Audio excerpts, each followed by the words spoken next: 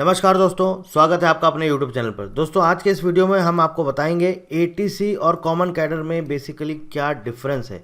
ATC का job और common cadre का जॉब, इन दोनों में आपका क्या डिफरेंस है। तो यहाँ पर हम दोनों जॉब का जॉब प्रोफाइल देखेंगे।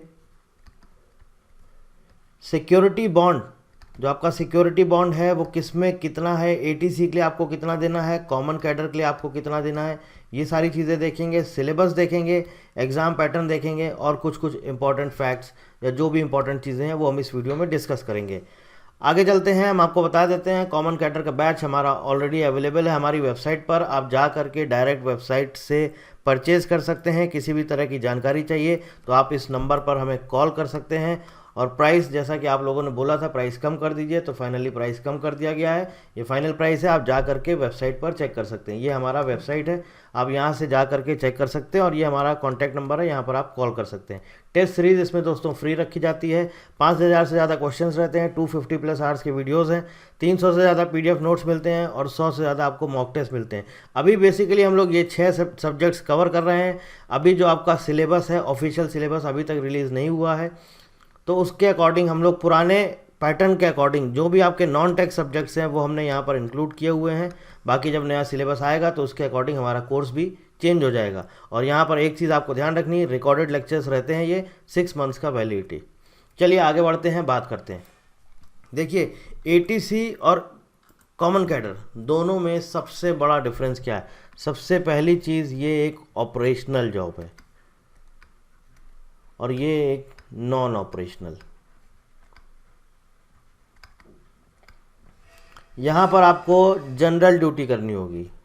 जनरल ड्यूटी जो आपकी 8 से 8.5 घंटे की ऑलमोस्ट होती है, सुबह 9:30 से लेकर शाम को 6 तक।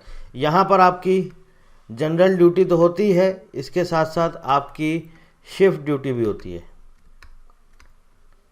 जनरल ड्यूटी भी आप करेंगे यहाँ पर और शिफ्ट ड्यूटी भी करेंगे। शिफ्ट ड्यूटी आपकी अलग अलग रोस्टर्स होते हैं उनके, उसमें अलग अलग टाइम रहता है। 6 घंटे की होती है, फिर आपको कुछ ब्रेक मिलता है, 12 घंटे का ब्रेक मिलता है, फिर उसके बाद 12 घंटे का ब्रेक मिलता है, फिर 30 घंटे का ब्रेक मिलता है, फिर एक दिन ऑफ हो जाता है, फिर 30 घंटे का ब्रेक मिलता है। तो ऐसे आपका ये रोस्टर चलता है, शिफ्ट ड्यूटी रहता है आपका।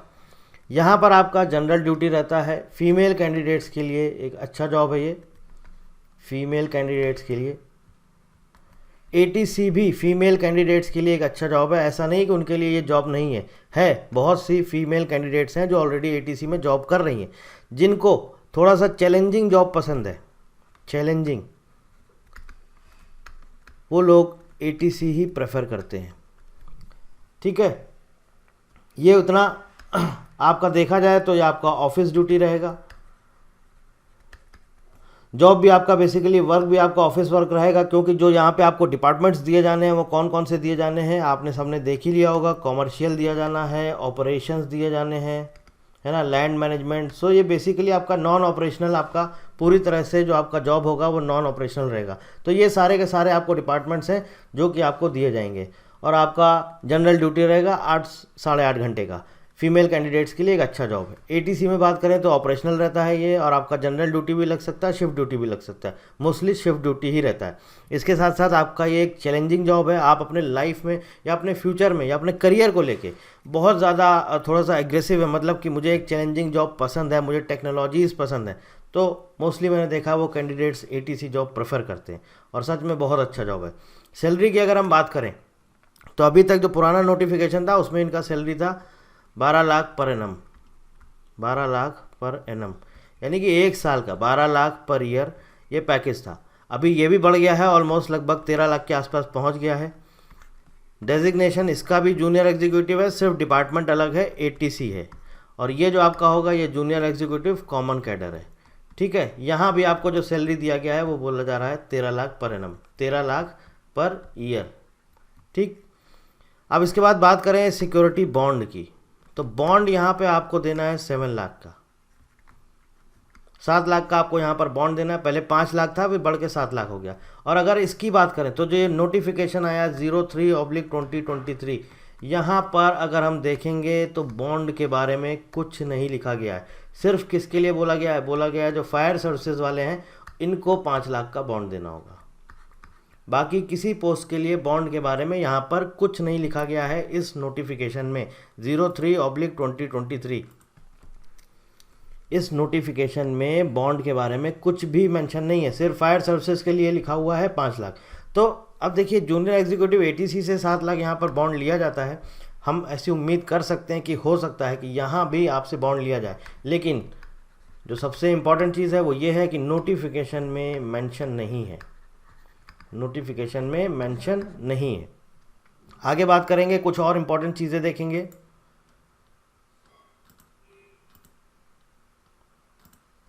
देखिए ड्यूटी की हमने आपसे बात कर ली, ठीक है, आपकी सैलरी की बात कर ली, शिफ्ट की बात कर ली, ड्यूटी वही होगा, सैलरी की बात कर ली, इसके साथ साथ अभी हमने आपसे बॉन्ड की बात करी, ठीक है। अब बात करते हैं थोड़ा सा सिलेबस के बारे में भी जान लेते हैं, क्या इसका सिलेबस रहता है और क्या कॉमन कैडर का है। इसमें देखिए आपके 2 सेक्शन होते हैं, पार्ट ए और पार्ट बी। 120 नंबर का पेपर होता है, पार्ट ए 60 नंबर का, पार्ट बी 60 नंबर का। पार्ट ए में आपका आता है फिज़िक्स और मैथ्स 30-30 नंबर का, 30 नंबर का मैथ्स, 30 नंबर का फिज़िक्स, और ये आता कब तक का है, क्लास 12 तक का, 11th और 12th अप टू 12th, ठीक है। और ये जो आपका 60 नंबर है, यहाँ पे आपका जीके हो जाता है, रीजनिंग हो जाता है, इंग्लिश हो जाता है, क्वांट्स हो जाता है। अभी तक इसका सिलेबस और एग्जामिनेशन पैटर्न नहीं रिलीज़ किया गया है, लेकिन जहाँ तक उम्मीद है junior executive common cadre 120 number का रखेंगे, 60-60 2 पार्ट में डिवाइड करेंगे, एक पार्ट में आपको यही सारा कुछ देंगे, जीके, रीजनिंग, इंग्लिश, क्वांट्स। तो ये तो आपको पढ़ना ही पढ़ना है, ये तो ये सब्जेक्ट पूछेंगे ही पूछेंगे। बाकी इस 60 में आपको हो सकता है मैनेजमेंट से रिलेटेड सब्जेक्ट ऐड कर दें, आपका ऑपरेशन से रिलेटेड ऐड कर सकते हैं, एविएशन से रिलेटेड ऐड कर सकते हैं। अब ये देखना होगा कि जो इनका सिलेबस आता है उसमें ये क्या चीज़ें मेंशन करते हैं। सो बेसिकली अगर देखा जाए तो दोनों ही डिपार्टमेंट, अगर एटीसी की बात करें, कॉमन कैडर की बात करें, सबसे मेजर जो डिफरेंस है वो ये है, एटीसी की जॉब जो है ऑपरेशनल जॉब है, चैलेंजिंग जॉब है, बहुत अच्छी जॉब है। कॉमन कैडर में क्या है, ये इन्होंने बोला है कि ये कोई आपका डिपार्टमेंट नहीं है, ये हम आपका एक एग्ज़ाम कंडक्ट करा रहे हैं कॉमन कैडर का, सबके लिए है, सभी ग्रेजुएट एलिजिबल हैं। एक और चीज़ यहाँ पे जानना बहुत ज़रूरी है, एलिजिबिलिटी क्राइटेरिया, उसके लिए भी बहुत सारे स्टूडेंट्स कंफ्यूज हैं। तो अगर एलिजिबिलिटी क्राइटेरिया कॉमन कैडर की बात करें तो यहाँ पर एलिजिबिलिटी क्राइटेरिया क्या है, यहाँ पर है एनी ग्रेजुएट, ठीक है। और यहाँ क्या मांगा जाता है, यहाँ मांगा जाता है बी बीटेक, किसी भी ब्रांच में हो, किसी भी स्ट्रीम में हो, एनी स्ट्रीम, बी बीटेक, और साथ में और या फिर बीएससी हो आपका फिज़िक्स और मैथ्स में। समझ गए दोनों में डिफरेंस। यहाँ पर एनी ग्रेजुएट कोई भी अप्लाई कर सकता है, यहाँ पर बी बीटेक होना चाहिए किसी भी ब्रांच में, या फिर आपका बीएससी होना चाहिए फिजिक्स और मैथ्स में। तो ये इसका एलिजिबिलिटी क्राइटेरिया है। एग्जामिनेशन पैटर्न ये आपका एटीसी का है। अब इसका अभी तक ऑफिशियल सिलेबस आया नहीं है, एग्जामिनेशन पैटर्न भी अभी तक नहीं आया, हम इसका ही वेट कर रहे हैं, जैसे ही आता है उसके बाद हम आपको इन्फॉर्म करेंगे। लेकिन दोनों में देखा जाए तो मेजर डिफरेंस यही है, ये आपका ऑपरेशनल ड्यूटी है, चैलेंजिंग जॉब है और बहुत अच्छा जॉब। और इसमें क्या है, इसमें आपका एक कॉमन पेपर ले लेंगे, उसके बाद इनके 7-8 अलग अलग डिपार्टमेंट्स हैं, वहाँ पर आपको भर्ती कर दिया जाएगा, उन्हीं डिपार्टमेंट्स में आपको ज्वाइनिंग दे दी जाएगी। बस इतना सा डिफरेंस है।